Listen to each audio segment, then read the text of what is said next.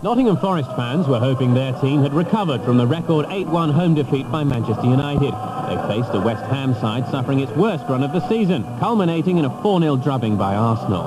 Paolo Di Canio is the man Hammers fans look to provide the inspiration for their first win of '99. Harry Redknapp made changes after the Arsenal debacle. Record signing Marc-Vivien Foé was relegated to the bench. Eyal Berkovic replaced him. Captain Steve Lomas returned for Scott Minto, while Neil Ruddock deputised for flu victim Julian Dix. Dave Besant let in 8 last week, but the Forest goalkeeper won't let that bother him. Ron Atkinson made just 2 changes. The Norwegian Ståle Stensas and Neil Shipley replaced Craig Armstrong and Jean-Claude Darcheville. Both managers have had a tough time recently. None more so than Ron Atkinson. His side start the afternoon 4 points adrift at the bottom of the Premiership. Your match commentator is Rob Palmer.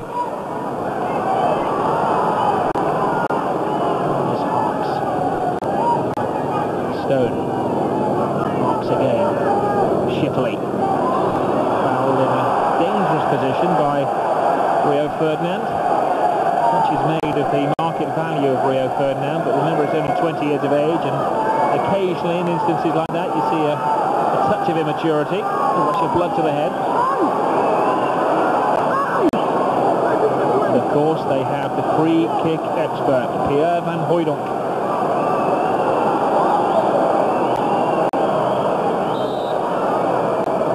Winds himself up last season. 13 of his 34 goals came from set pieces. What now?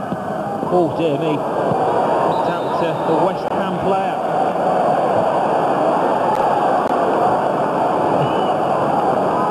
Wouldn't hurt anymore if you'd been hit by the right-hander Mike Tyson. Hooijdonk shot roaring Frankie Lampard Jr.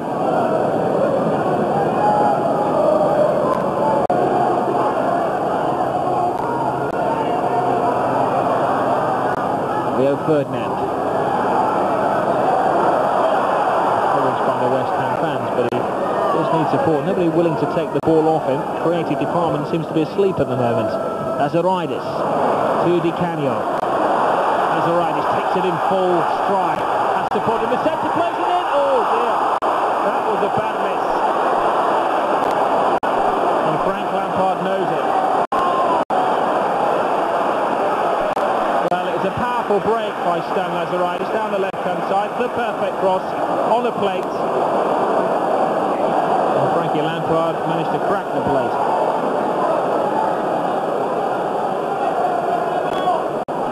Now a winger in full flight.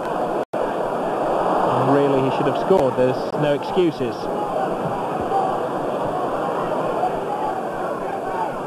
West Ham opting to play football from the back. There's always that option with Rio Ferdinand. Now Sinclair, underused by the Hammers. Lomas. Lampard. Lomas. Good football. Di Canio free. Di Canio's got a chance to score. And he looks at the linesman for an excuse, and there isn't one.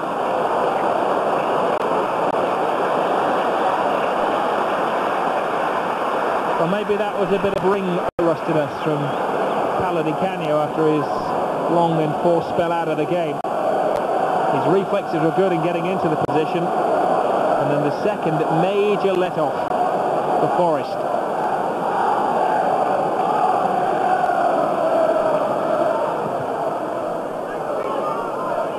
Ferdinand misses out the midfield. Hawks to Stone. Maybe Forest have got it right. They've managed to quieten the home fans. They have had 2 major scares, 2 major let-offs. Hislop, bit of unrest at Upton Park. Lomas, Berkovic, gives it to Van Hooijdonk. He spots the goalkeeper off his line. Well, had he not been 6'6", that may have been a spectacular goal from the Dutchman. But he tried to chip the tallest goalkeeper in the Premiership.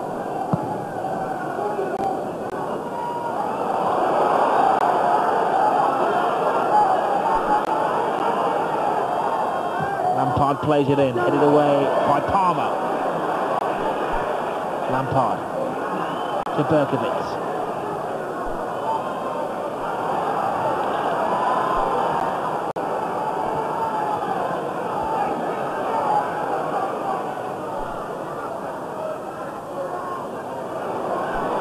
That turn by Lazaridis. Good turn by Berkowitz. Di Canio wants it. It comes in. Oh, it's there. Ian Pearce scores.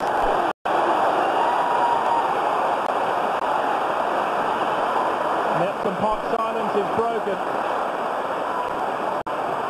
Ian Pearce has been on the end of some maulings in recent weeks. The last 3 games he's played, the team have conceded 12 goals. He contributes a very well taken goal. Maybe they should play him in attack. The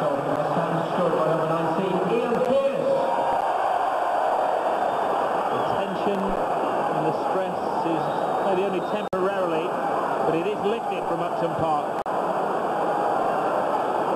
Good football from West Ham. Perfect pass from Berkowitz. Di Canio the dummy. Pearce precise.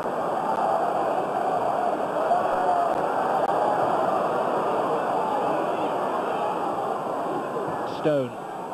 Well, even he is falling into the trap now, giving the ball away. Di Canio to Sinclair.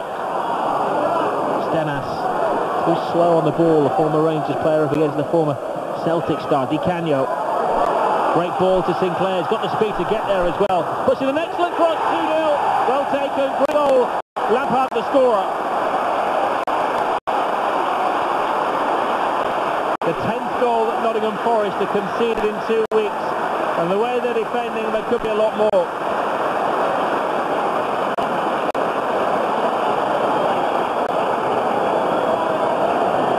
Well, it was classic West Ham football. Utilised the wing-back, played it in, and Lampard, who missed an easy chance earlier in the game,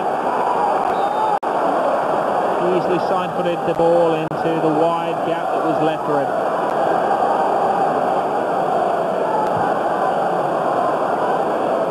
Lampard's 4th goal of the season. He had been the only player to score in the last 6 matches.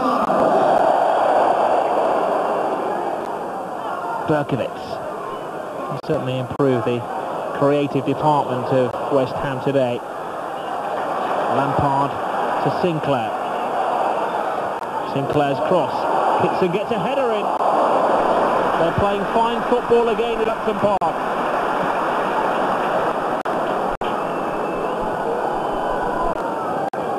Well, you have to look at West Ham and say they haven't got the finest defensive team, but they have so many players with wild attacking ideas. And Paul Kitson is hoping to get on the sharp end of them.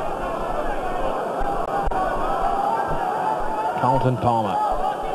Nottingham need a goal and they need it quickly. They came here with intentions of more than scraping a draw. So stand they settle for that at the moment. Maybe Van Hooijdonk can change things. Oh, he fires one in. Best he could do in the situation. Van Hooijdonk is really having to do all of the scoring himself this season after Kevin Campbell was sold off.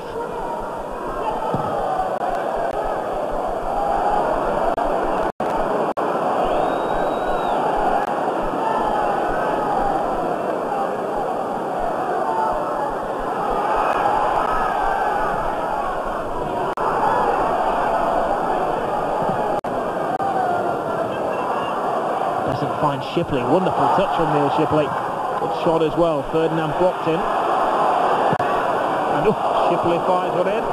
The best chance of the game from Nottingham Forest.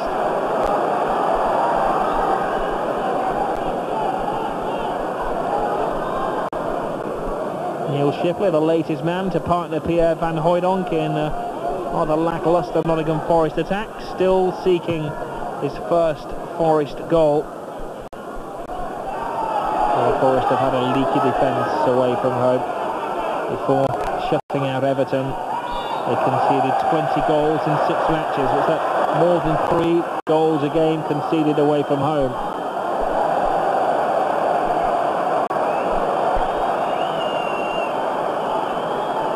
Di Canio to deliver. Ruddock and Pearce up from the back. Same from Ruddock. Oh, he was close. Ruddock, who's been told by Harry Redknapp if he keeps his weight down, he's got an automatic place in the team. He's looking lean and trim, hence he was recalled as soon as he was fit back in the side today, and almost back with a goal.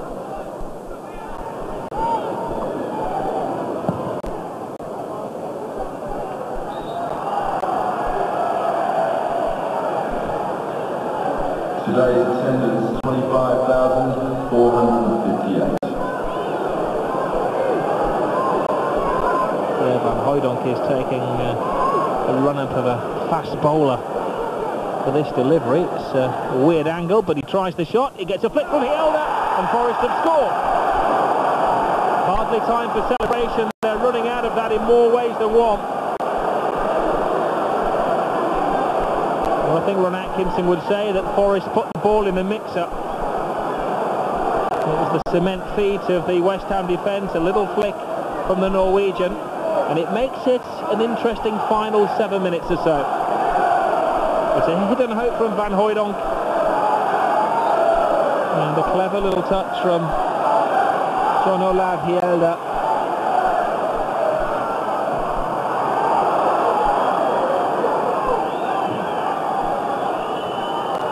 Going to the final seconds of what has turned out to be a tense finish. Van Hooijdonk, coolest man in the house for Forest, plays it over the top. Ruddock scrambles to get the ball away. Stone gets it in, but there wasn't enough power on the shot as he'd been challenged to the floor by Rio Ferdinand. Well, it was half a chance for Stone, but look at the defending of Ferdinand, who recovers well.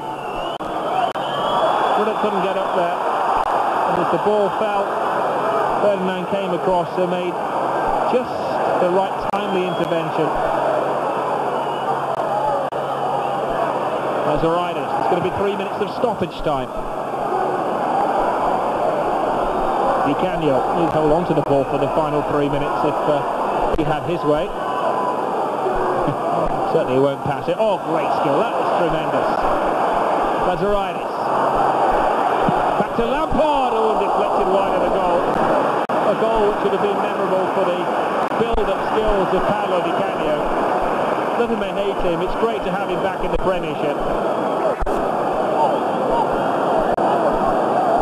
Checkle blocking the shot of Lampard, who's looking for his second goal of the game.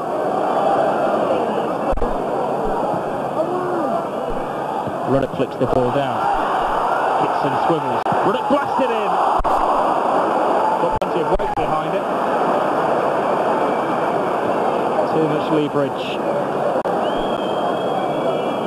Yeah, Ruddock's had a couple of chances today. Fell onto his favoured foot. And he went to blast a hole in the net rather than to place it deftly. Not really his style. The referee blows a full-time whistle. The fog is lifted from Upton Park.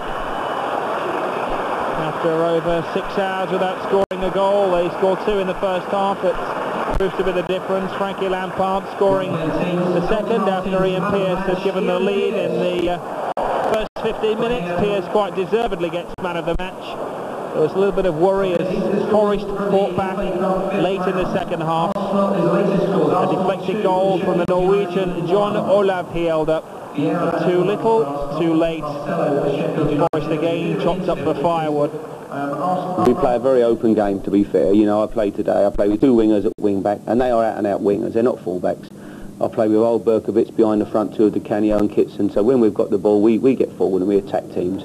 But we are open to the counter-attack all the time because of the set-up of the team. But I take that chance, you know, I like to see us play and go forward, and that's what we'll continue to do. Generally, we're a bit disappointed. You know, we felt we controlled the first 25 minutes, and then the disappointing thing was we give away bad goals again. You know, players around the 6-yard box completely unmarked is not acceptable, and so we're very disappointed with that. But the encouraging thing was how we come out in the second half and took the game to West Ham. Got a goal we felt we deserved, and unfortunately just couldn't push it on and get the extra one. He loves football. We share one thing in common. We both love the game. He loves the game. You can't stop him training. He wants to work in the afternoon with the kids. He comes back. We had a day off this week, and I thought he needed a day off. He came and trained in the afternoon, morning and afternoon, did his sprints.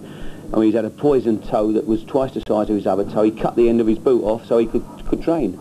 unfortunately he scored a goal and old Berkovic jumped up on him and landed right on his toe, so he wasn't too happy with that. But he's a terrific lad, and he's moving into a house very shortly into Essex, and he's still only probably 70-75% fit. When he gets 100% fit, he'll set this place alight.